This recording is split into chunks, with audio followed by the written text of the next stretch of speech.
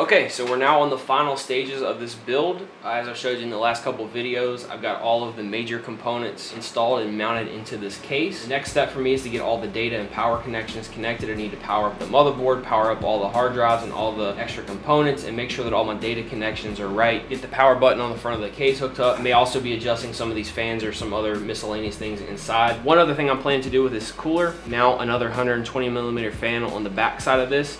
It comes with one fan, as you can see here, and this is actually pushing air through, and I want to snap another fan that actually pushes. It's called a push-pull method, that pushes the air and then pulls the air out the top, and with these extra clips that I can attach to any other standard 120 millimeter fan like this one. During this final process, I'm going to be heavily referencing my motherboard user guide, and I really highly implore you guys to do the same for whatever motherboard or whatever components you end up going with, because you don't want to get in here willy-nilly and just start plugging stuff in. You want to make sure that you're actually getting the right connections in the right places, that you're not frying any kind of components or anything like that. So I just recommend taking your time through this process. Don't try to rush anything. Make sure you're getting all the appropriate connections and utilize any manufacturer's information that comes with your various components.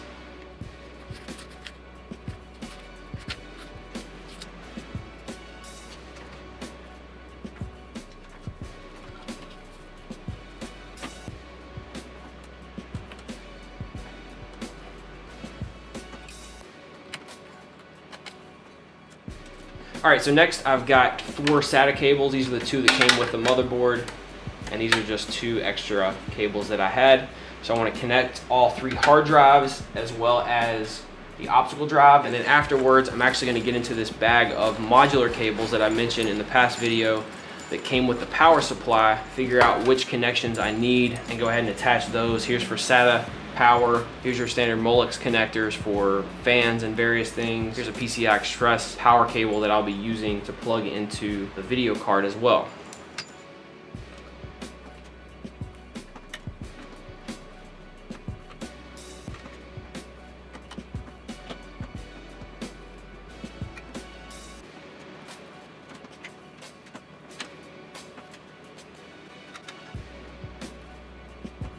All right, so all the SATA data connections are in place for the 3 drives and the optical drive. Now, what I'm gonna do is I'm only gonna power a single hard drive right now. I'm just gonna leave these data connections because when I first boot up the operating system and start to install, I'm only gonna concentrate on the solid state, and then later is when I'll introduce the other drives and I'll plug in the power connection. But for now, I'll just leave these 2 bottom drives with no power and just power up this one, and then I want to go ahead and power the optical drive too, as well as the video card here with the PCI Express power.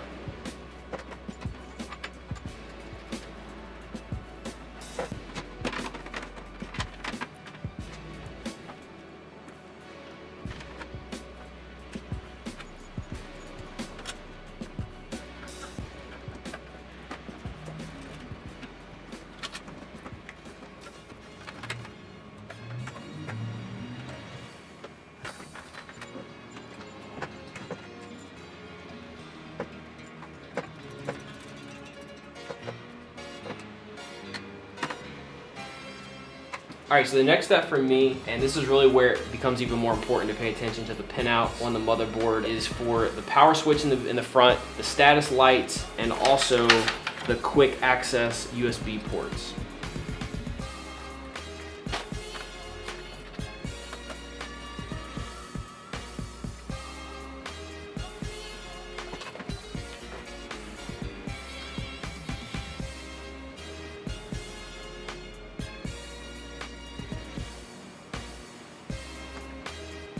Got the easy access USB connected here, and these are all the front, the reset switch, the power switch, and the status. Sometimes these are a little tricky. I know this is looking a little bit sloppy right now with all the cables and everything, but what I'll do once I get everything connected and everything's up and running, I'll probably go back later and maybe zip tie some of the stuff together just to kind of clear the clutter. For now, I'm just trying to get all the connections and get the thing up and running. Okay, so after just a quick visual spot check, everything seems to be looking good as far as the data connections, the power connections. And so I think the only last thing I'm going to do real quick is just attach this exhaust fan on the back, just a little case fan Molex connector on the motherboard, just to get power to that. I'm not going to worry about connecting any of the secondary fans for the time being because I'm going to have the side off. I just want to make sure I'm getting power to everything and everything's, working fine. So as you can see, I have the power cable connected to the power supply. We've got the HDMI cable connected to my monitor and to the display card. And there's just an old keyboard that I connected. I'm gonna need that when I start the operating system installation. So now it's just a matter of turning on power. So as you can see, I've got power now to the motherboard. And now I just need to hit the power button on the front of the case. And everything should boot up. As you can see, the fan's moving.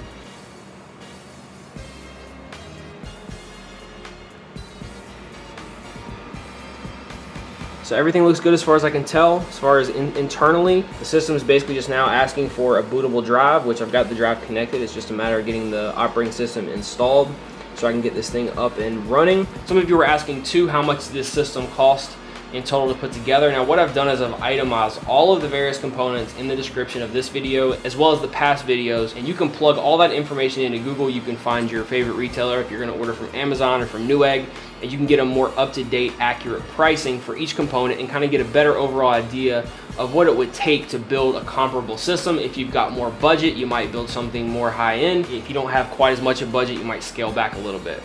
Alright, so I got the operating system installed, Windows 7 on the solid state drive. I've also got all the motherboard drivers installed as well as the video card driver. So I'm pretty much in the basic stages on this. I still want to strip down the OS a little bit, configure it a little bit differently, but other than that, this is the basic OS up and running. So everything looks good as far as the OS is concerned. Right now what I want to do is just do a little bit of cleanup work, maybe clean up some of these cables. I want to add another fan on the top of this cooler. I got these extra clips that you can attach to a standard fan and clip on the back, so I'm going to do that. I'm also going to replace this top fan here with a slightly smaller fan.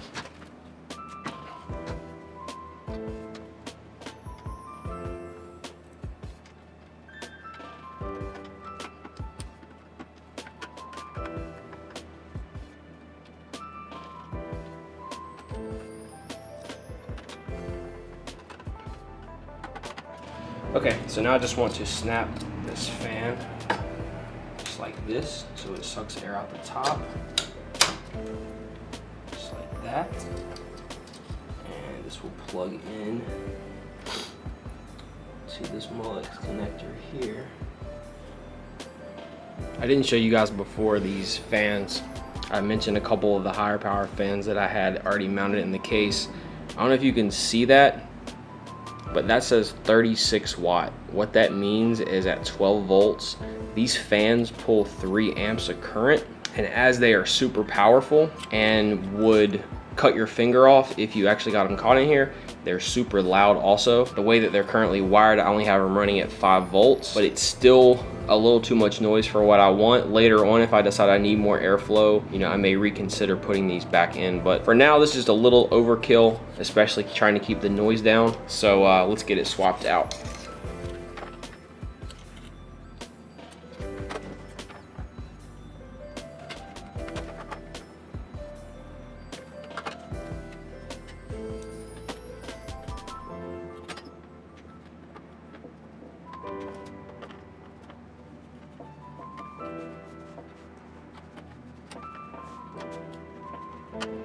You can probably already tell the noise is starting to increase a little bit just with these 2 additional fans that I just added. I'm just gonna go in now and just try to clean up some of these cables, maybe zip tie some of them together, and then probably start adding some of these dummy face plates on the front, the slots that I'm not using, as well as the back, and then just show you guys overall what it looks like completely put together.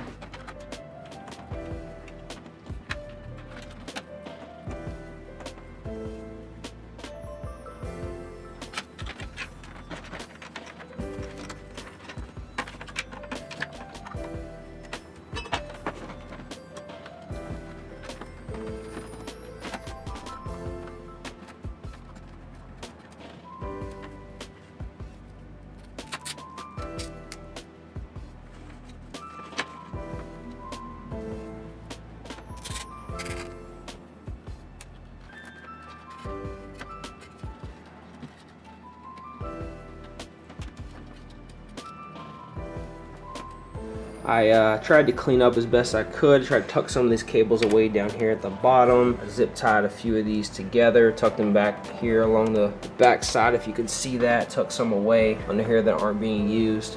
Not too bad for now. Just go ahead and put the front panels on and show you what this thing looks like stood up.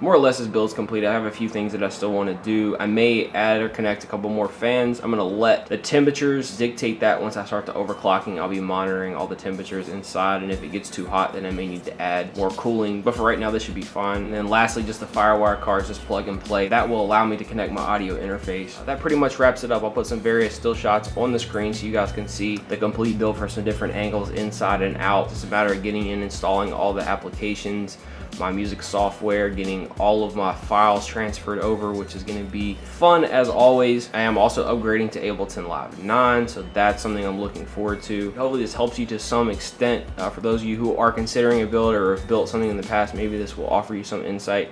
Again, I will list all of the components in the description, and you guys can see everything that went into this build. If you have any questions, let me know.